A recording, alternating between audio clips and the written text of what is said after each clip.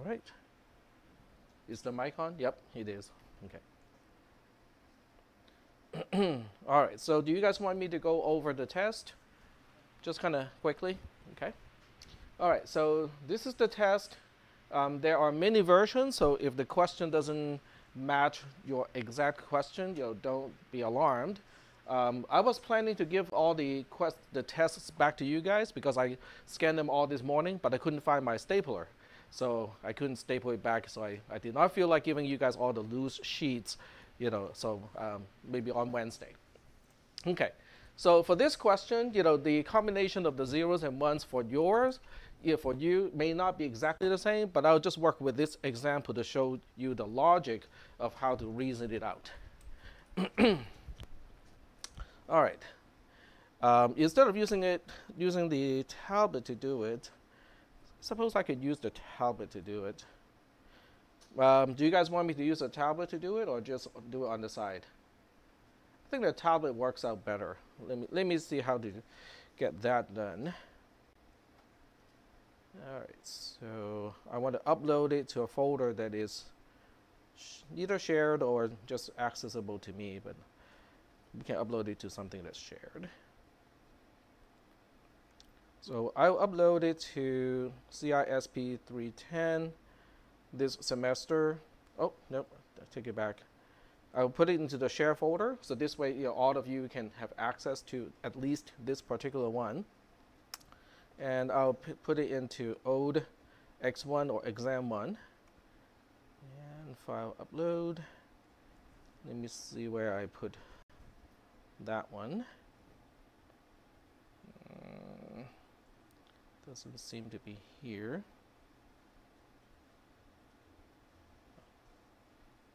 Huh.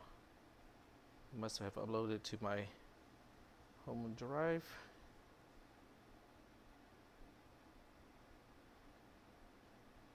Yep, okay, so here's this one. I'm not sure. Yep, it's this one. There we go.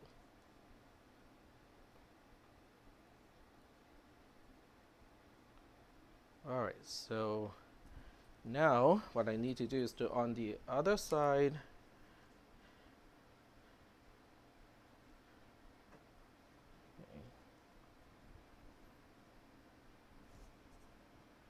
okay, let me show you how I get this done on the other side. So go to the school folder, 310, and then import PDF as new notebook.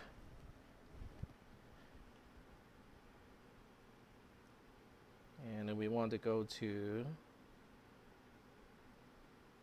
my school drive.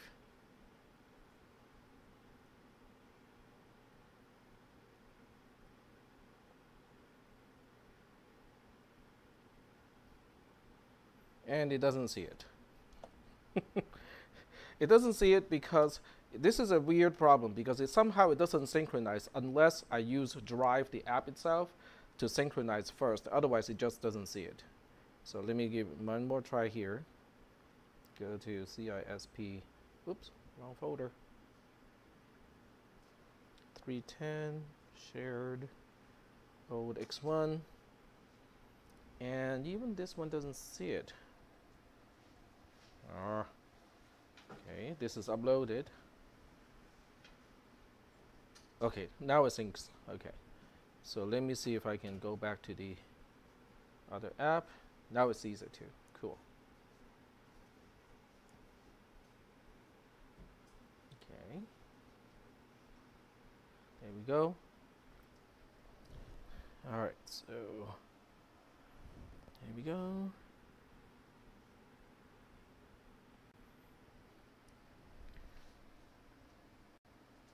And I'm just going to maximize this because I'll be doing the whole thing here. All right. Let's go to the first question. All right, so this is the first question. And so I'm going to show you guys how to reason this out. K is the carry bit, sum is S is the sum bit. So we know the relationship between the Q and the K versus S. In other words, we know how to define the sum bit based on the Q, which is the partial sum, and also the K, which is the carry bits. That's the exclusive OR. So now that we know the result of exclusive OR is a 0, and we know one of the operands of the exclusive OR is also a 0, do we know which the other operand is? It's also a 0. Okay, so it really kind of helps if you come up with the equation first. So the equation is A exclusive OR B, and this is A and B. Okay, so we have 0, 0, 0, 1, 1, 0, and 1, 1. The exclusive OR is 0, 0 for if they're the same, and they are different. When they're different, the result is a 1. Okay, so I'm going to use this table. So right here, Q has got to be a 0 because we are looking at this row here. The result is a 0. One operand is known to be a 0, so the other operand has to be a 0 too. But when you work this one out, then you can also summarize what x and y is. Okay, so x and y, the relationship between x, y, and q is also exclusive OR. In other words, we know the result of exclusive OR is a 0, but then we have two rows that can give us the same result. The first and the last row can both be used to explain that. So now we have to say, okay, but which one is it? Or is it actually arbitrary? But it's not arbitrary. It's not arbitrary because the k of the next column has a 1. So we know, x and y it can be a 1, q and k can also be a 1. One of those two, at least one of those two has to be a 1. Well, we know q and k is not a 1 because 0 and 0 is a 0. So that one has to come from x and y. Okay? So if x and y is a 1, which explains why we have a k in the next column, so x, y must be both 1s. So that's how we kind of reason this out backwards and fill in the x, y's. So now you can do the same thing with the next column. It's really the same thing, over and over again. So the next column says the sum is a 0, which means we are looking at one of these two rows here. The result of exclusive OR is a 0. But this time k is a 1, which means we have to be looking at the last row because we have the result of exclusive OR being a 0, but we also know one of the operands is a 1. So it has to be a 1 exclusive OR 1, making it a 0. So now we backfill this to be a 1, okay? Which also now explains why we have a carry in the next column. So the next column having this 1 here, this explains that, which is good. But because of this 1 here, which is the result of an exclusive OR, now we have the middle two rows to consider because both of those result in a 1, and they're both exclusive ORs. This time, it really is arbitrary. If you say, x is 1, y is 0, that's good. If you say x is 0, y is 1, that is good as well. So it doesn't really matter which one you pick. But the point is they have to be different. So now we move on to the next row. This one here, which is the result of exclusive OR, and this one here, which is already a 1 from the previous column, means that this has to be a 0. There's no way to escape that one. And because this is a 0, now once again we can also say this can be 1, 1 or 0, 0. So in this particular case, we can differentiate which one by looking at the next column. We have a carry of 0, which means q plus k cannot have a carry. X plus y cannot have a carry either. So if x plus y cannot have a carry, that means x and y, they must be both 0s. Okay, so we reason this one out. And now we are moving on to the last column. So we look at the result of the exclusive OR being a 1, and we know one of the operands is a 0. So the other operand has no escape by being a 1. This in return becomes the result of another exclusive OR. Once again, it doesn't really matter in this case. They just have to be different. Okay, it doesn't matter which one is a 0 and which one is a 1. They just have to be different. Is that okay? Now, if this were a subtraction, it would be different because with subtraction, the carry is, or the borrow is computed differently, even though the partial quote-unquote difference is calculated the same way. but the reasoning would still be the same. We basically apply the constraints in order to say, okay, we know this is a 1 and that has to be either a blah blah or blah blah, and then we see whether there are further constraints to help us narrow down to the one thing that it has to be. So are there any questions about number 1 of 7? No questions? All right. Question number 2. So number 2 is number 2 and 3 are base conversions. They're just in opposite directions. So question number 2, once again, your number may be different. There are 7 sets of these questions. So the chances of you having exactly the same as what you're seeing on the whiteboard is 1/7. So this is 201.2 in base 4. So what we need to do is to first understand what a number is and how we use numbers to represent values. Okay, which is basically what you truly need to understand is just that. Because once you understand that part, the mechanism is kind of like whatever mechanism you feel you're comfortable with. This one here is expressing the quantity of units or ones. This is expressing the number of 4s because we're using base 4, and this is expressing the quantity of 4 squared or 16s in this case. The other side of the decimal point is 1/4 or 4 to the power of -1.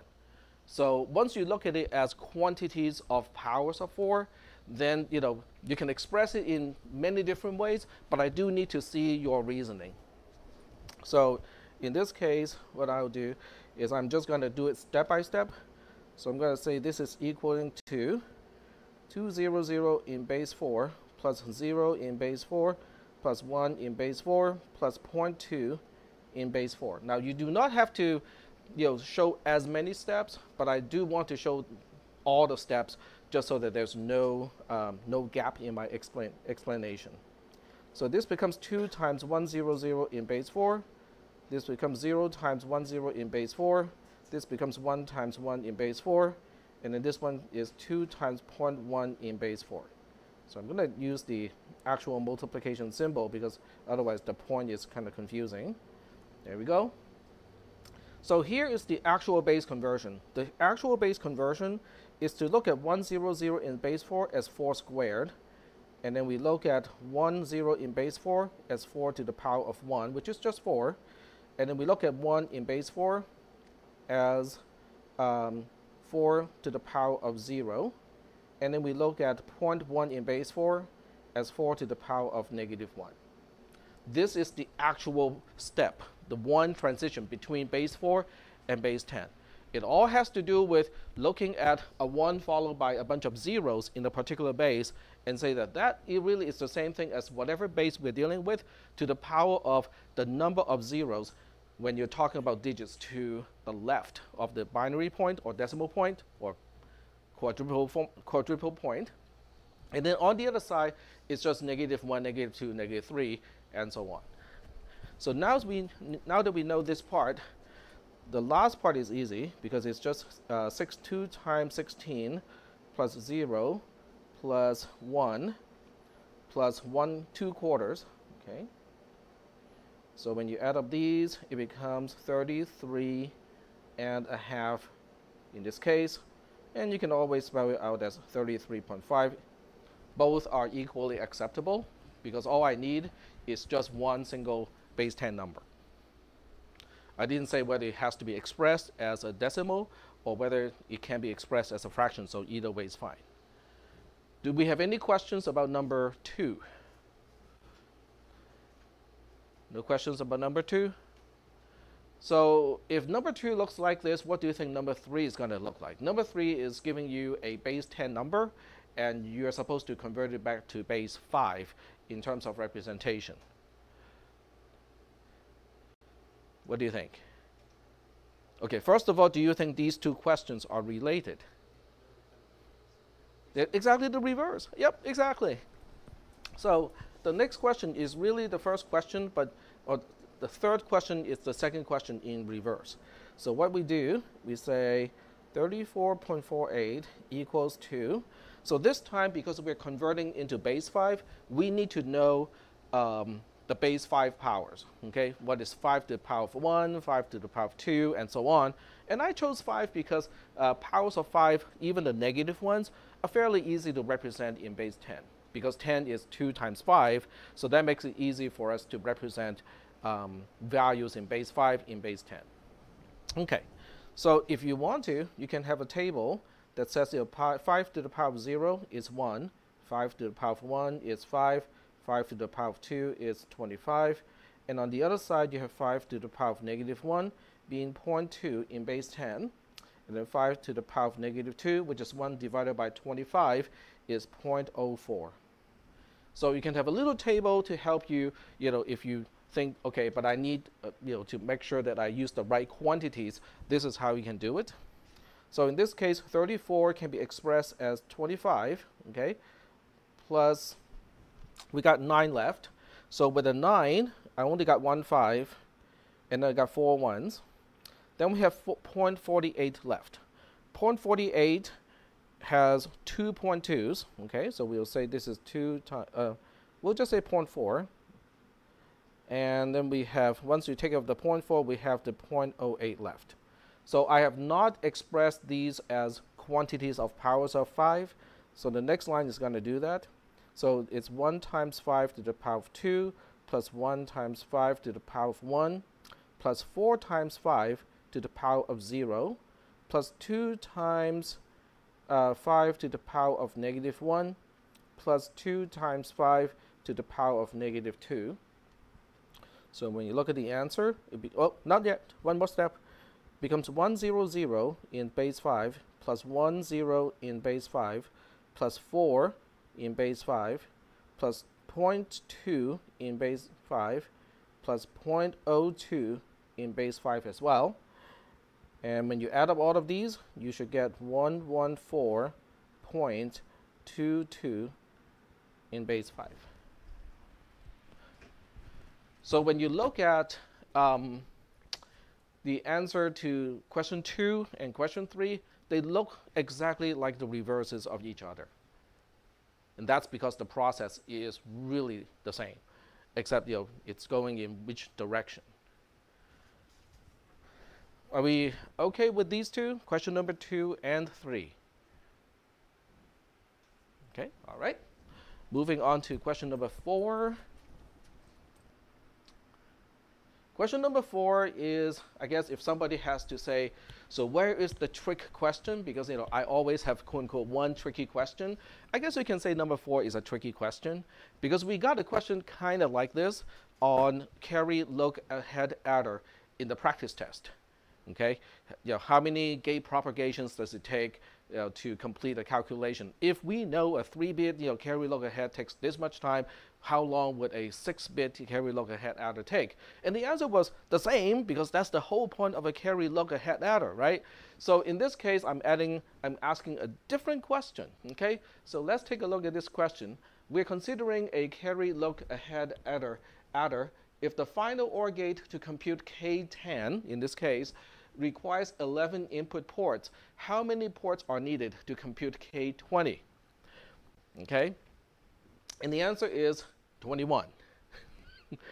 Not the same. Okay, but you have to understand why. Where is this coming from? We never studied, what is K10 and what is K20. We only looked at K1, K2, K3, and a general expression of Kn plus 1. So you have to consider the case, what if n plus 1 is 10? Okay, you look at that thing and you ask, how many things are we ORing, at the final stage of the entire thing? Well, let's take a look. So this is where the notes can potentially come in handy, unless you kind of remember the general idea and do not need the notes to remind you.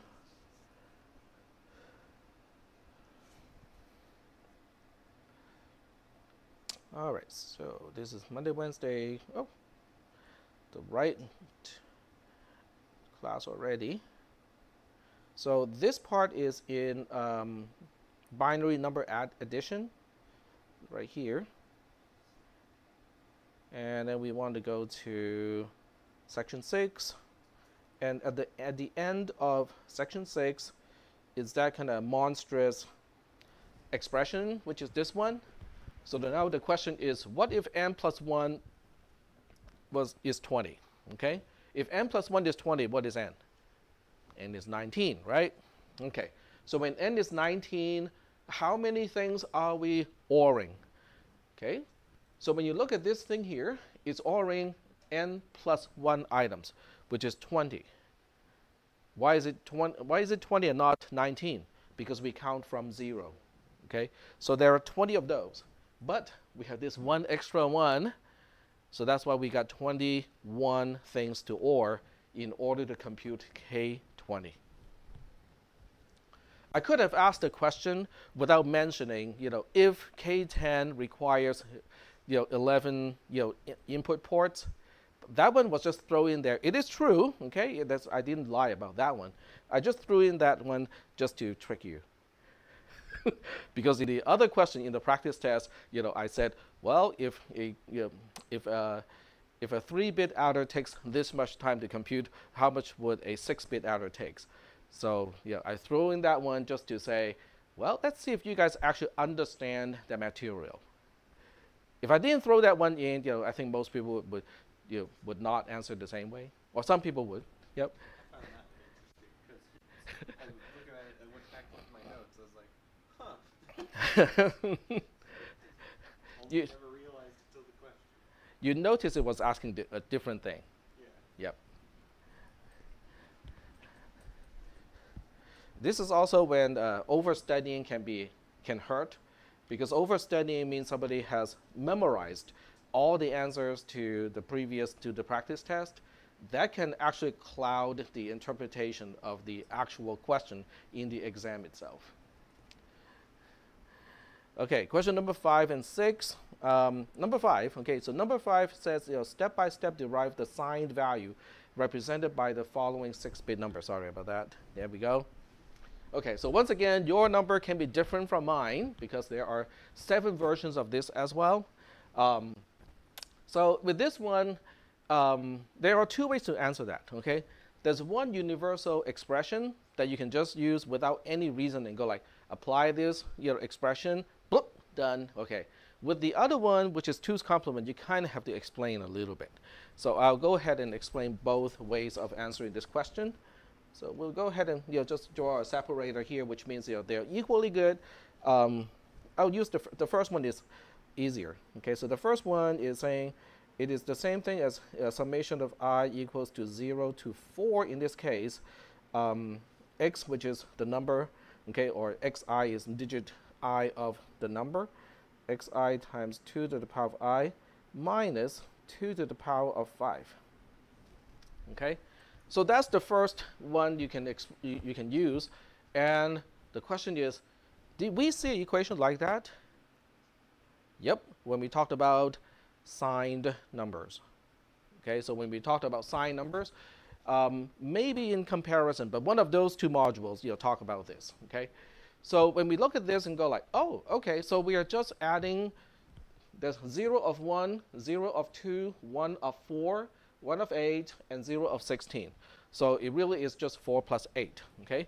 So it becomes 4 plus 8, and then minus, okay, I should make this more clear. This is x5 times 2 to the power 5, which means if the sign bit or the most significant bit is a 0, then we don't subtract anything from the other bits, okay? But in this case, because the most significant bit is in fact a 1, or the sign bit is in fact a 1, we subtract 2 to the power 5, which is 32, from the summation of the other bits. So now we say we subtract 32, so that becomes 12 minus 32, which is negative 20. So that's one way to get to the answer, which I think is the cleanest way to get to it. But there's another way to get to it, okay? So the other way to get to it needs a little bit of explanation. So the other way to get to it has to first explain sign is a 1. So that implies the value is negative. Okay, so that part is kind of important, because otherwise you cannot say why the value of 101100 in base 2 is the same thing as the negation of the 2's complement of the same bit pattern. Now, this is always true, okay? The value of a signed bit representation is always the same thing as itself, right? No one can argue against, 101100 is 101100. That cannot be argued, okay? Now the question is, how do we get to this arithmetic negation followed by a 2's complement? Because 2's complement is the same thing as arithmetic negation in binary. So that's why they cancel out each other. It is almost just like the same thing as double negation. So understanding that minus and 2's complement cancel out each other, now we just work out the 2's complement. So when you work out the 2's complement, then it becomes minus and then C1, 1's complement of 101100 in base 2 plus 1, because that's the definition of 2's complement. And then 1's complement itself is just flipping all the bits. So we have 0, 1, 0, 0, 1, 1 in base 2 plus 1. And it becomes the negation, or the arithmetic negation of 0, 1, 0, 1, 0, 0 in base 2 because of the plus 1. And now you look at this part, it is a 4 plus a 16. So it becomes the negation of 20. And it becomes just negative 20. So you can get to exactly the same answer using the application of 2's complement. But when you use 2's complement, you have to explain to me why you apply 2's complement. It has to do with the sign bit being a 1. Is that okay? So if somebody just gives me, 2's complement is 20, so the number is negative 20, I'll give most of the partial credit, but not all the credit, because it is actually important to explain why we can apply 2's complement. Because if the sign bit was a 0, then you do not use 2's complement. It would be useless to use 2's complement at all in that case. So are we good with number 5? Okay. Let's work out number 6 and 7, which are kind of the flip side of each other. So this one, both of these are about floating point numbers, but I chose values that are relatively easy to work on. They don't really involve a lot of things, like you don't really need a calculator for this, but if you have a calculator, that might, help you double check your results a little bit faster, but I don't think it's actually necessary. So the first thing that you want to do with question number 6 is to break it up into bits. In other words, I'm giving you the hexadecimal representation of the 64 bits. So the first thing you need to do is to find out what are the individual zeros and ones, because you have to unpack it in order to find out, oh, here's the sign bit, oh, here's E, and this is the fractional part of the mantissa. Okay? And you don't have to write all 64 zeros and ones. I hope no one actually did that. That would be a waste of time. Okay? So you want to express this as 0, 1, 0, 0, which is the 4, 0, 0, 0, 0, which is the 6, and, whoops, no, that's the 0, and then 0, 1, 1, 0 is the 6, 1, 0, 1, 0 is the A, and the rest are all zeros. Okay? So the first step is to break up the hexadecimal number into a binary number. And then once you break it up into a binary number, then you identify the parts. Now, I'm just going to use a graphical approach, which you can also use. Okay? This is the sign bit. And then we have the next 11 bits being E. And the rest is what I would call F, okay, the fractional part of the mantissa. Okay, so that means the value is, because the sign bit is a 0, that means it is non-negative. You can emphasize and use a plus or just not use anything here. The mantissa is 1 point and then the entire F pattern, which is 1, 0, 0, 1, 0, 1, 0, and then a whole bunch of zeros in base 2, times 2 to the power of E minus 1023. Question, where did we get that 1023? is the bias of the exponent. It is a part of the IEEE double precision floating point number standard. And I think I have repeated quite a few times in class, and I say, I don't understand why they chose 10,023, because if they chose 1,024, E is actually just a signed value. Okay, but they have to choose 1023, which makes it not exactly a signed representation when it's just off by 1. Okay. Okay, so now what do? Well, we just kind of figure out things. Okay, so we can say, okay, now there are 2 ways to approach at this point. Okay, you can basically just say, okay, I'm going to keep it like this in base 2, and then you work out what is E minus 1023. So you look at E, which is an 11-bit thing, but I made sure that I do not have a lot of 1s. Okay, in other words, we only have 1 here, which is the 1024. 1 here, which is a 2, and 1 here, which is the 4. So it becomes 2 plus 4 plus 1024, which is what? 1030 in this case. So 1030 minus 1023 is 7.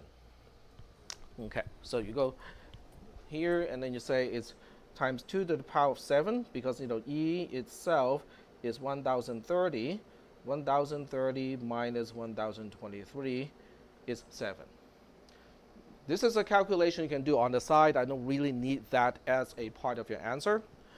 Okay, so when you look at this part here, okay, now you have a choice.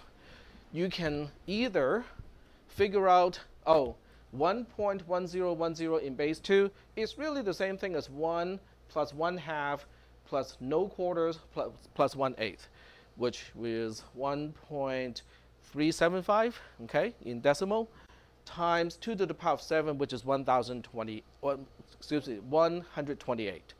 So you can do that calculation if you have a calculator handy, or you can do it on the piece of paper, like right next to the question. Okay, so most people should be able to do that math. Okay, the other way to do this is to do the bit shifting. In other words, you look at this 2 to the power of 7 and say, oh, I can just shift this binary point 7 times to the right. And that becomes, the binary representation. It's the binary representation of the same value, but it would have no fractional parts anymore. Okay, so you can do it that way too. So I would just use the lazy way because I don't have a calculator with me. So I would just go like, okay, let's shift that binary point 7 times. So, but before we do that, okay, we have to do a 1010, and then just give it a whole bunch of extra zeros, which are always there. It's just that we don't usually write those out. Okay, so now we count the number of times to move the binary point to the right. Okay, I'm going to use a different color here. Okay, we need to move it 7 times. 1, 2, 3, 4, 5, 6, 7. All right, so this is the final place to put the binary point. So now we say, oh, this is the same thing as 1101, 1101, 1, 2, 3, 4 zeros in base 2. And then you can look at this and go like, okay, but what is that? We have, okay, this is 0, 1, 2, 4, 16. We don't have any 32. We have 164 and 128. So when you add up these numbers, they add up to what? So that's 80, 280 in this case, I think. Because 16 plus 64 is 80. 80 plus 128 is 208. And this is why, I said, well, if you have a calculator, it can be helpful, because, I mess up these type of calculations all the time. Okay, but using a calculator means, you cannot miss that. Do we have any questions about number 6? No questions? What do you think number 7 is going to look like? The reverse of that. Okay? In other words, we truly do not have 7 questions because there are 2 pairs of questions that are totally just reverses of each other. Okay? So number 7 is exactly the reverse of this. And let's go ahead and just look at this one without even looking at number 6, just so that we know how to deal with this. So the value I want to represent is 60, okay, as in 6 times 10. So we look at 60 and go like, okay, we have to convert it into binary first, okay, before we can do anything else.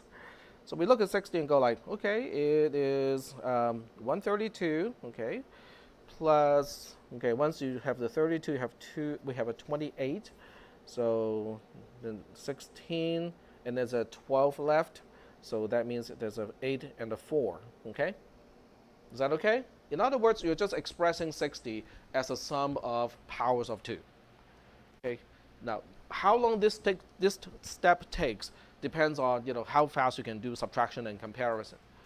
Okay. But since I allow graphing calculators and scientific calculators, some can actually do base conversion from base 10 to base 2. So this step can take next to no time for some of you. Okay. So 32 is 2 to the power 5. This is 2 to the power 4, 2 to the power 3, and this is 2 to the power 2.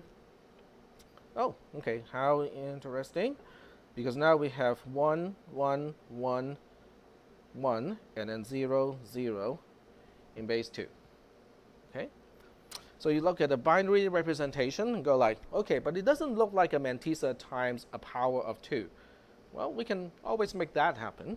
So this time you're doing the reverse because the implicit point is here. So you have to figure out, if I were to look at this as a mantissa, which is 1 point blah, blah, blah, blah, times 2 to the power of something, how do I make that happen? Well, what about we move that binary point to the left one step at a time, and every time you move, you have to multiply the mantissa by 2 to the power of something. Okay, you have to increase the exponent of 2. So we look at this, and just like last time, we'll use a red pen here to indicate how many times we have to shift. So it's 1, 2, 3, 4, 5. Okay, in this case, we have to shift it 5 times. So getting back to black, we say, okay, this is now 1.11100 in base 2 times 2 to the power of 5. Is that okay? All right, well, once we know all of this, the tricky part is what is E?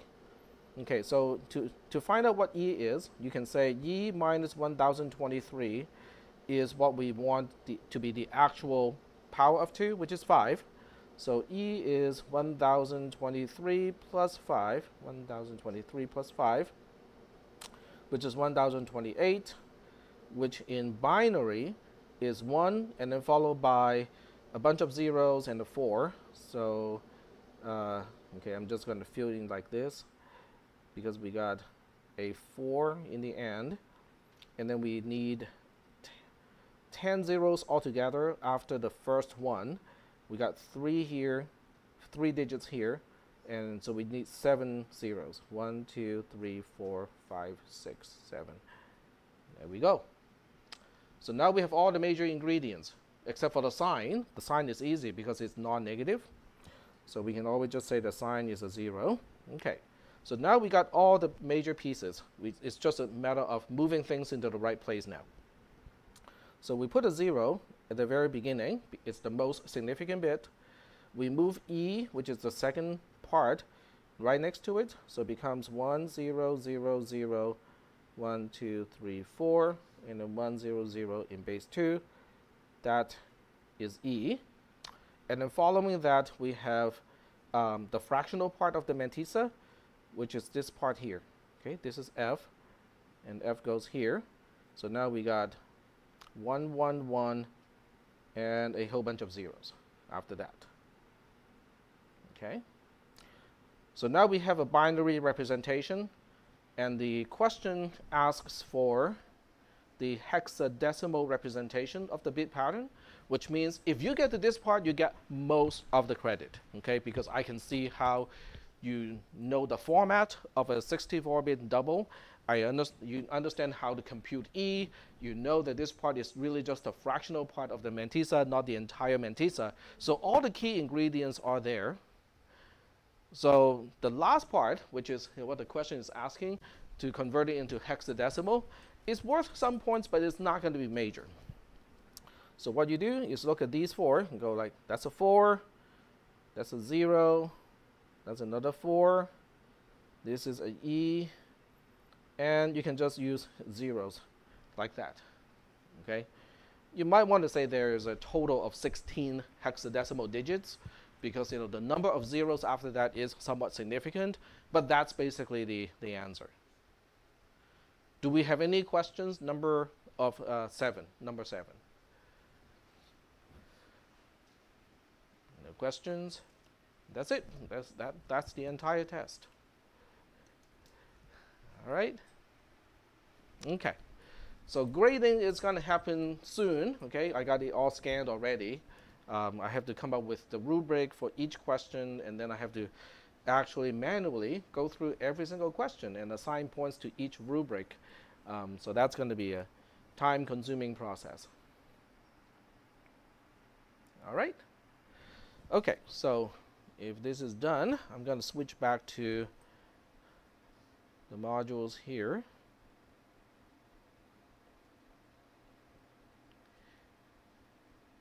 And let me just see where we are in terms of lab activities, because I think you guys are done with the negative exponent, so we can move on to the positive exponent. So negative exponent is due today, so what I'll do is I'm going to release the positive exponent assignment today, and I'll go over the test a little bit too, just so that you know what how to approach it. So we'll make it due 1 week from today, which is the 14th. And then we'll make it available today. Today is, oh, those are the wrong year.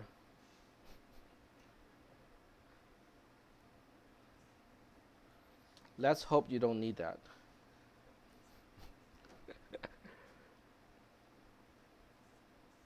Okay, so now that it's the correct year, we'll make a, starting with today. There we go. All right, so I think that looks good. Yep. Huh?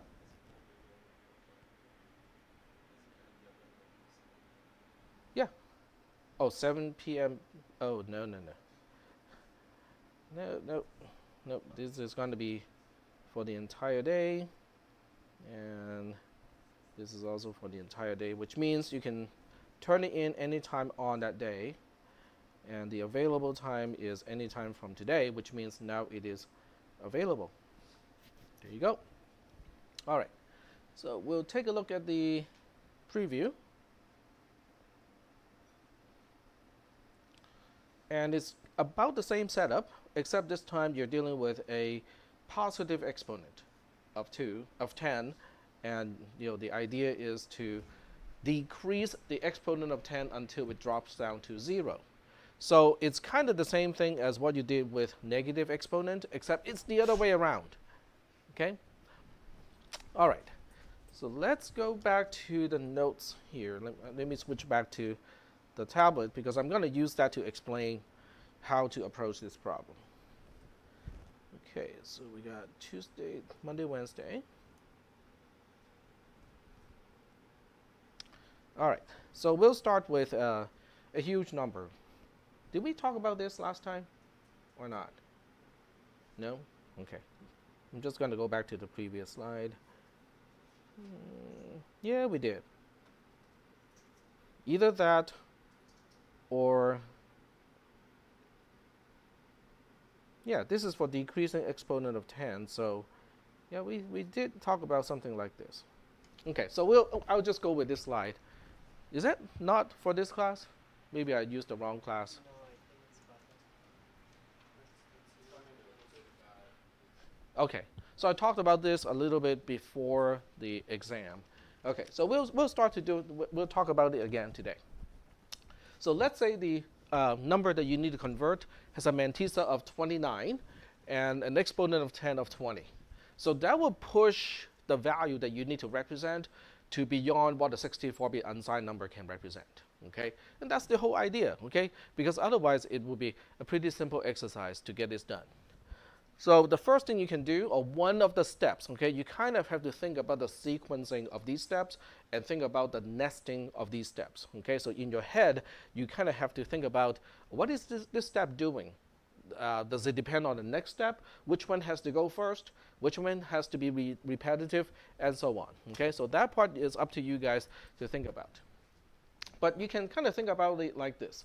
As long as mantissa, which right now is pretty small, which is 29, 29 compared to the largest integer you can represent using 64 bits is pretty small, okay? Which means there's lots of room to multiply the mantissa by 10, which is good because every time you can multiply the mantissa by 10, that means you can decrease the exponent of 10 by 1 and still maintain the same value that is being represented. That's cool.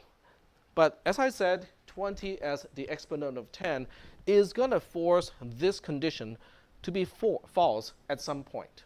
Okay? In other words, at some point, your mantissa, you cannot multiply your mantissa by 10 one more time because it's going to overflow what you can represent in a 64-bit unsigned integer. Then what do? You cannot multiply the mantissa by 10 anymore, but we still need to decrease the exponent of 10 until it gets to 0.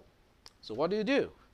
Well, guess what? You can play with the exponent of 2 because that has been 0 this whole time.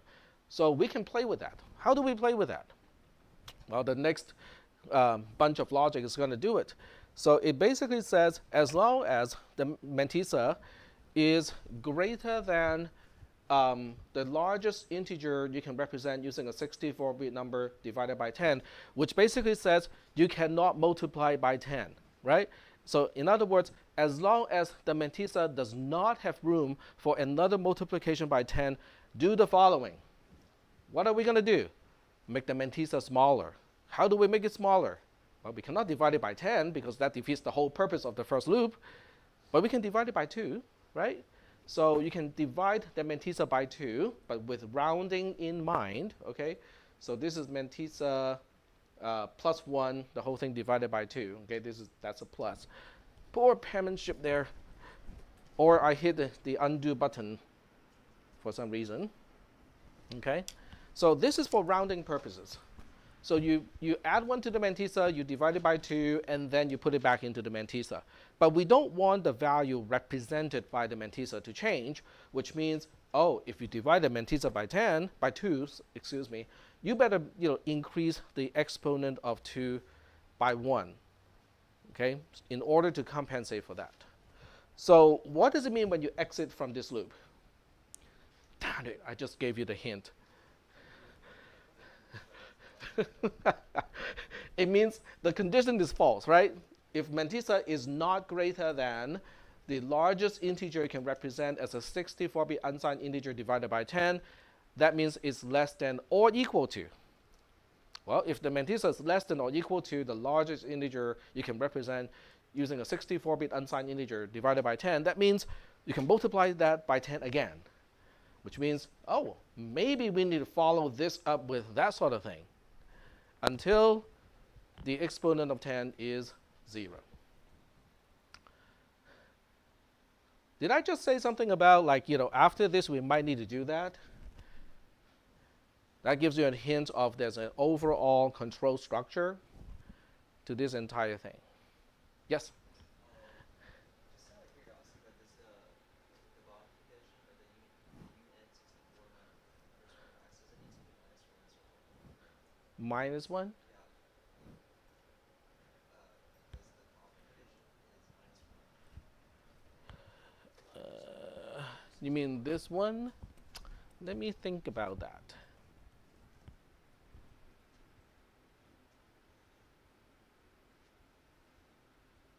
One is a less than or equal to, and the other one is greater than.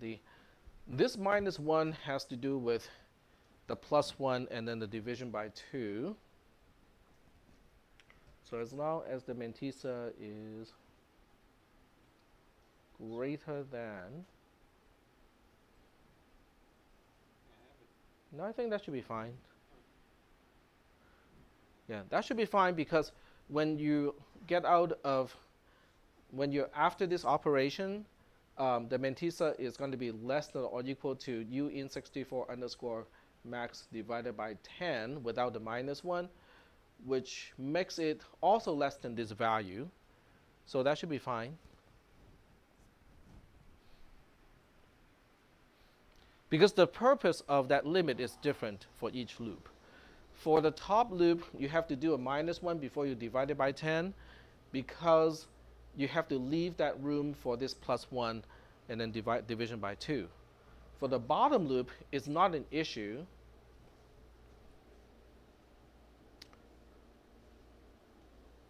because you're trying to make it smaller and smaller. But once it's small enough, you're going to get back here and you're going to multiply it by 10. So your only concern is, can I multiply that number by 10?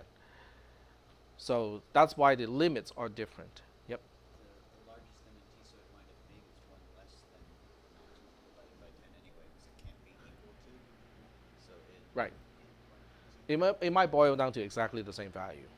But the reason why the derivation of that value is slightly different. So is that okay so far? Okay. So that's going to be your homework assignment for the entire week. So you do have some time to think about it. There were some people in the Tuesday, Thursday class that got this done like within 15 minutes going to the lab. Okay. I'm not saying that if you cannot get it done, you're in trouble. By no means, okay? Because there's a reason why I gave you the entire week to work on it, okay? Because the structuring of the loop is the key, okay? I give you most of the ingredients already, except for the control structures and how to nest it, okay? So you kind of have to kind of think about it, and possibly do it by hand a few times, just so that you get the feel of it, okay? So, are there any questions about the new homework assignment?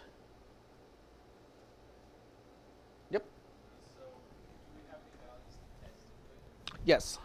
So the value that you use to test it with is set up kind of the same way as last time, but this is another spreadsheet. So you just make a copy of this particular spreadsheet and copy whatever the scientific notation is to your argument, kind of the same way as last time. If you want to use the same setup or your same project as last time, that's fine too. There's no need to re-download the archive of the CodeBlocks project. You can reuse the same CodeBlocks project from last time. It should not interfere, because from last time it is assuming the exponent of 10 was negative to begin with. So that should not interfere with the logic that deals with a positive exponent of 2. Because both loops are not supposed to enter or do anything when exp10 is 0. So they should not interfere with each other. So is that good so far? All right. Okay. So now that this assignment is out, we will move forward. So we're basically having a chance for the assignments to kind of catch up with the modules, because there are certain modules where I don't really have any homework assignments for. So that's why I'm giving you guys a little bit more time for the homework assignments. So what we are doing now is, for the next 20 minutes, we are moving on to talk about the flip-flops and other memory devices. And let me just kind of close off all these other tabs.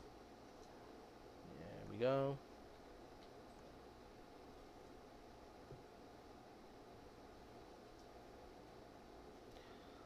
So when you read this stuff, there's a lot of technical detail. There's a lot of pine needles involved here.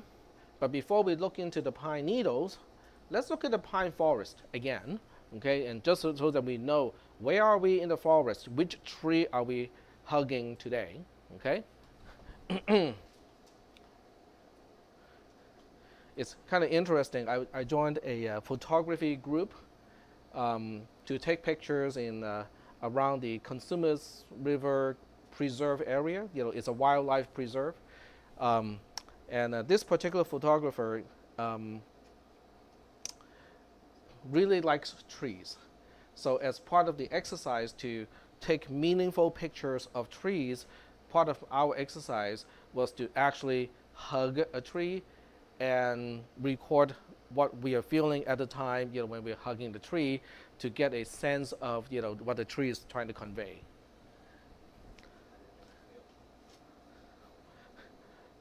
I'm thinking about I would turn you into paper.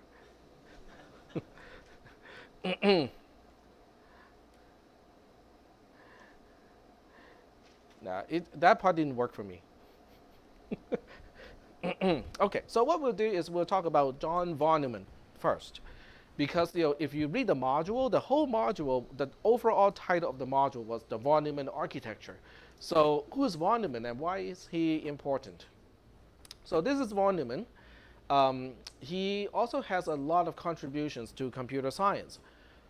He's not the first one. He's not the first computer scientist in modern day, which is Alan Turing. Okay, so if you want to read up the history of major people who contribute to computer science, Alan Turing will be the first one to look up. But he is also important. So his contribution to the von Neumann architecture is really simple to sum up. But he's, just for curiosity, for those of you who are thinking, okay, so who's this guy? Why is he important, and so on and so forth. He's an expert in a lot of different areas. Okay, Alan Turing was a mathematician, and he's really good with the theory of computer science. Isaac Newton is a physicist and a mathematician. Um, Albert Einstein, was a physicist and also a mathematician. So they kind of have a narrow focus on things, right? This guy is all over the place. Okay, if you ask anyone who is a specialist in, let's say, operator algebras, they will say he's a genius. If you ask anyone who's good with economics, game theory, they will say this guy is a genius. He's a genius in every single field that he is good at. That makes him kind of. Most of these involve math, but in different types of applications. So his specialty is applying mathematics in different areas to solve actual practical problems. But he is also short-lived. If you look up his timeline, he's also fairly short-lived. He passed away when he was 53. That's pretty young. Even in the 40, even though he was born in the 40s, that's still pretty young. That had to do with him actually participating in the hydrogen bombs. So he was actually instrumental to the development of the hydrogen bombs in the United States. And most people think that he got exposure to radiation, and that's the reason why he passed away so soon. So anyway, so we want to look up what is von Neumann architecture. Why is it so important? Why is this guy, why does he have his name on a particular architecture? So this is the von Neumann architecture, and when you look at the block diagram, it should not surprise you at all, right? There's an input device, a bunch of input devices, your keyboard, your touch screen, your mouse, your microphone, blah, blah, blah, okay? You go through the CPU, okay? The CPU inside has some units here, and then there's memory unit, which is sometimes internal to the CPU, other times external to the CPU. It depends on the era. If you're talking about the 60s, people say the CPU includes the memory unit, but today, we say the memory unit is actually outside of the CPU. Fine, but there is some kind of memory involved here. And then there's the output. In your case, on a cell phone, that's your screen, your audio output. Sometimes the input are kind of the same thing, like Bluetooth or USB. They can be both used for input and output purposes. So this picture is very simplistic and go like, okay, so what is the big deal? Well, the big deal is before von Neumann, computers were not exactly very programmable. Okay, now you can change the quote-unquote program of a computer, but that involves actually unwiring, the wires between, components inside the computer, and then rewiring those components within the computer. Okay, so if you want to confirm that I'm not just lying to you and saying this is what happened in the past, you can just kind of look up before von Neumann architecture and look up mainframes. Okay, let me see if I can find this. Computer programmed by wiring. Let me see if I can find something like that. Okay, we find quite a few pictures. That's sort of what people had to go through when they so-called program a computer. Let me check this out. Yep, that's a good one. So we'll take a look and click it.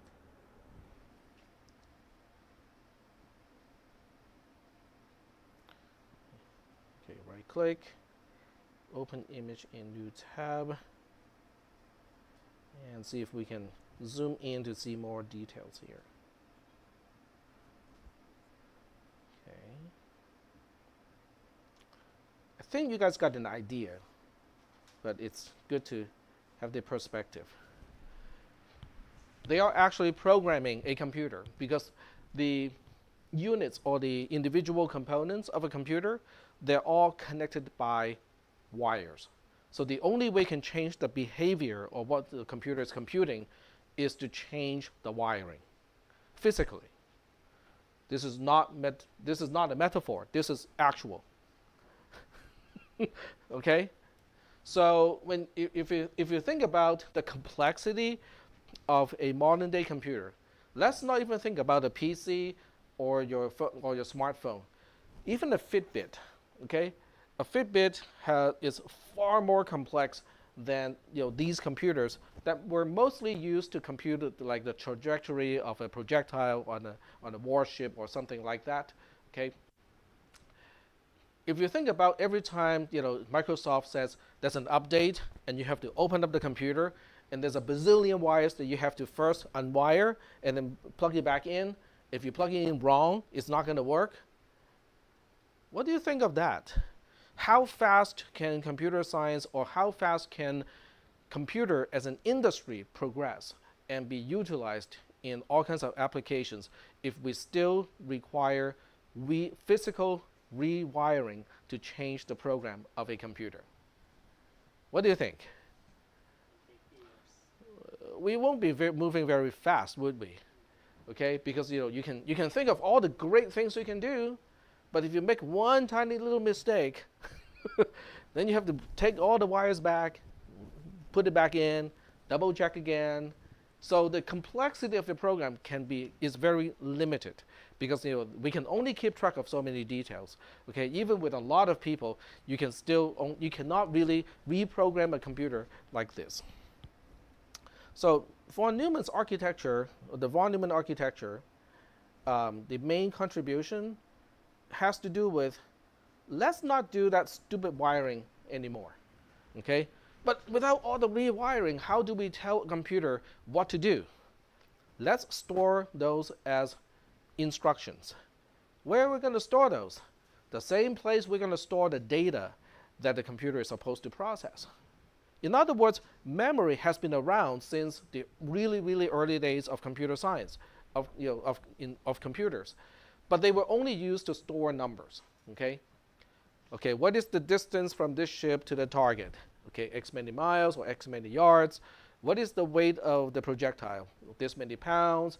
What is the ballistic coefficient of the projectile? Da da da.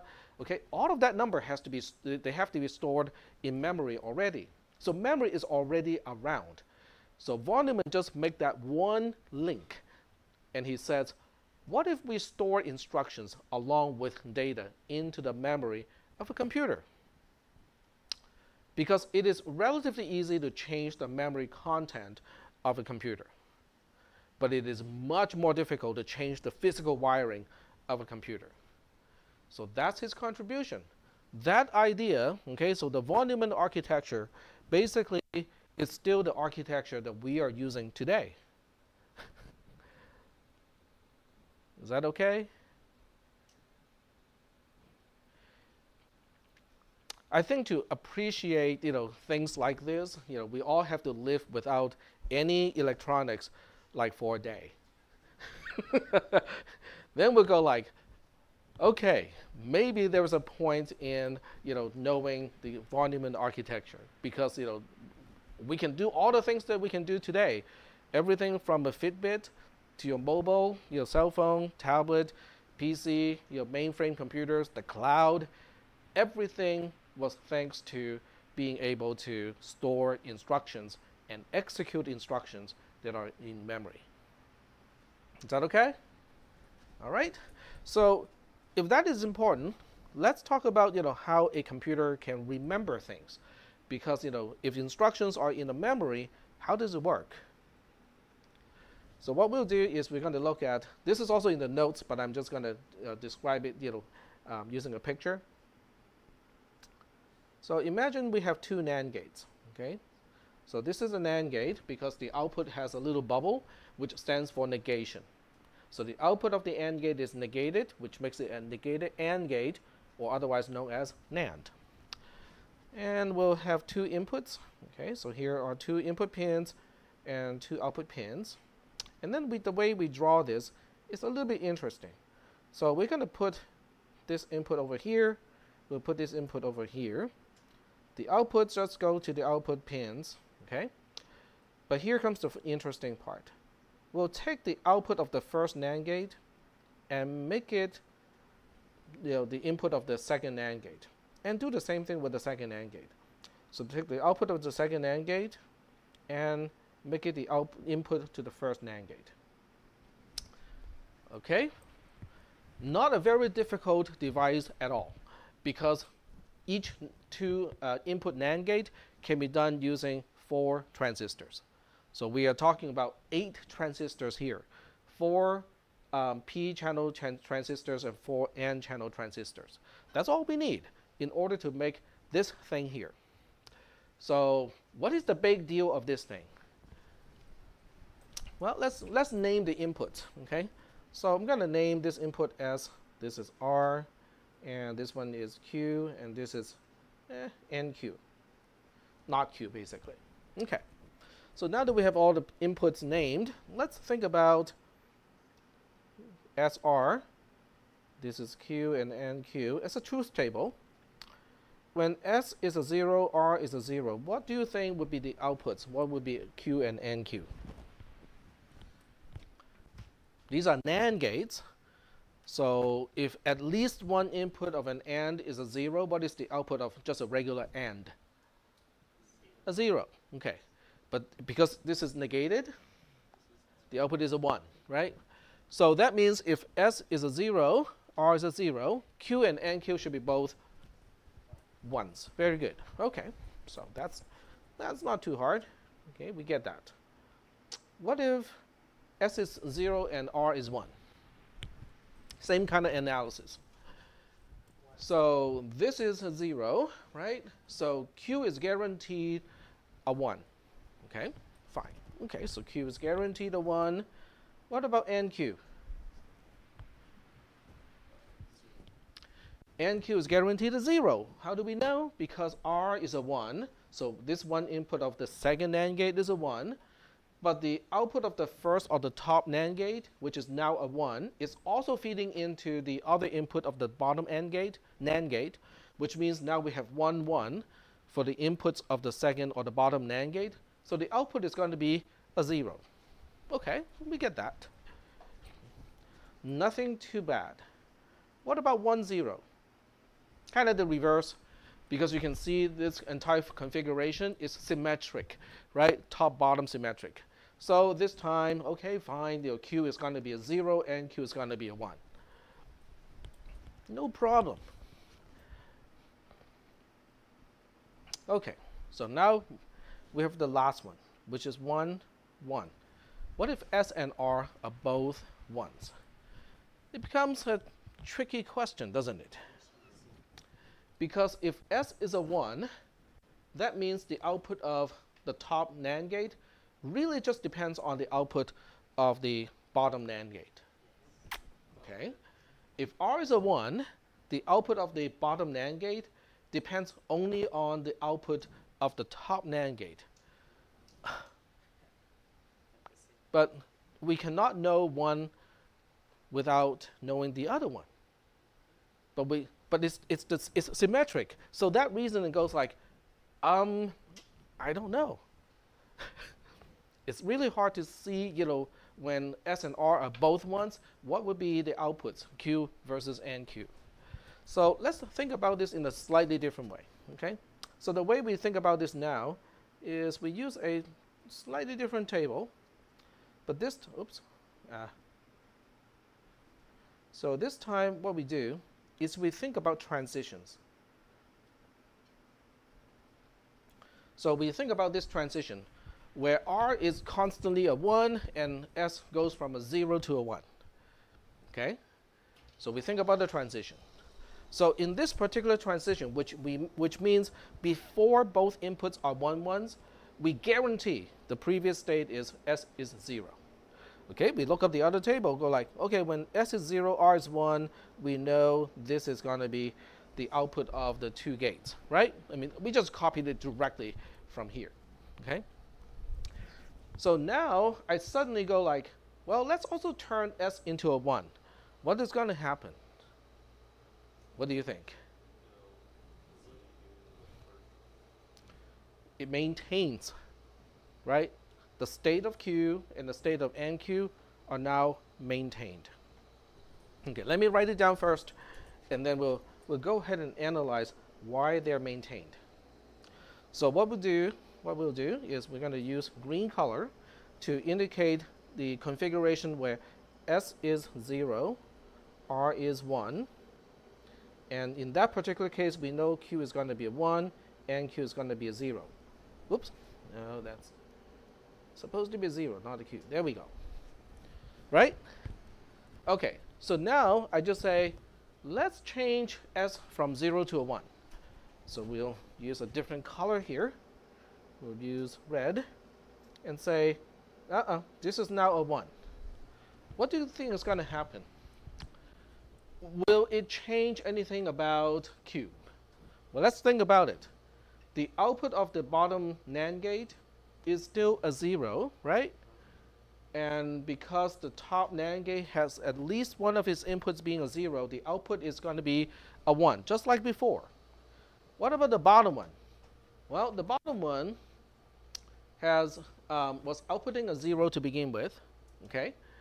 And right now we have, since the top NAND gate is not changing because it has an output of 1, and R is maintaining to be a 1, that's an input pin.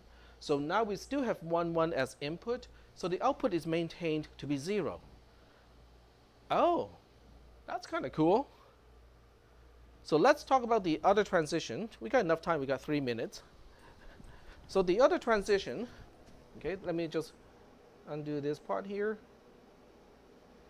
and talk about the other transition. So the other transition is, what if S is 1, R is 0 to begin with? Well, if we look up the other side, we know that Q is going to be a 0. Oops, keep drawing that incorrectly. And NQ is going to be a 1. So now we want to say, what if we transition it from 1, 0 to 1, 1 in this case? Same kind of analysis. We say this is a 1, this is a 0. That will for sure result in a 0 in Q and 1 in NQ. We know that for sure already. So now we say, what if we transition the R from a 0 to a 1? What's going to do, what does it do to the output? Well, we look at the change first, okay? 0 to a 1, is it going to change the output of the bottom NAND gate?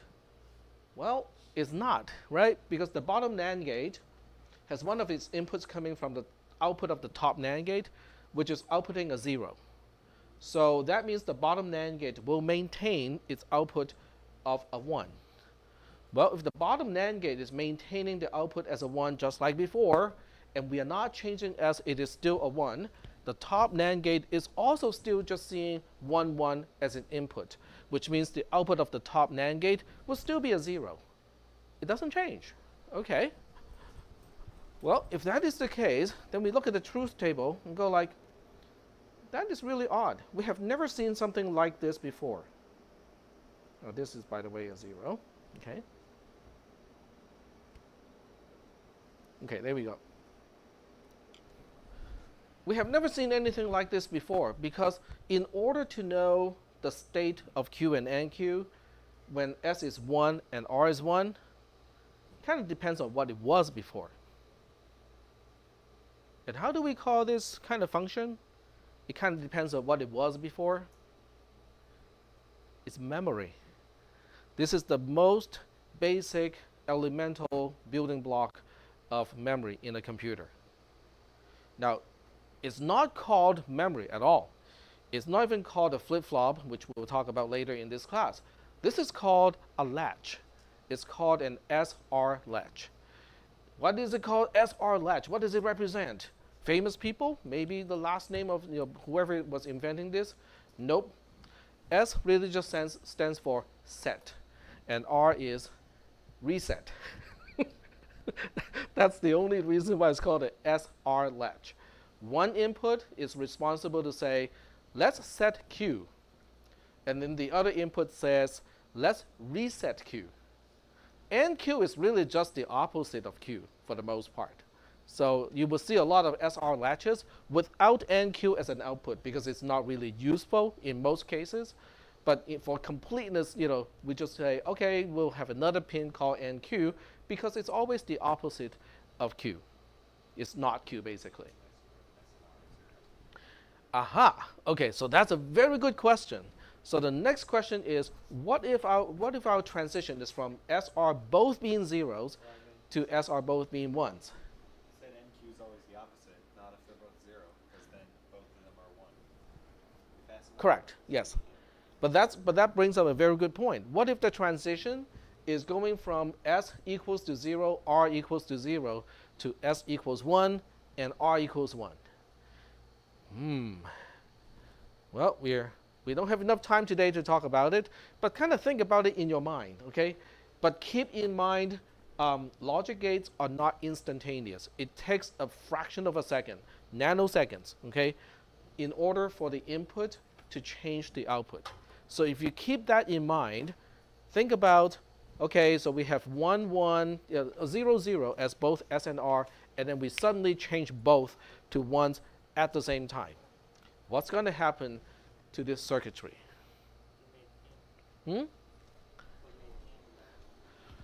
This is the fun part. It doesn't maintain anything. It will actually start to oscillate.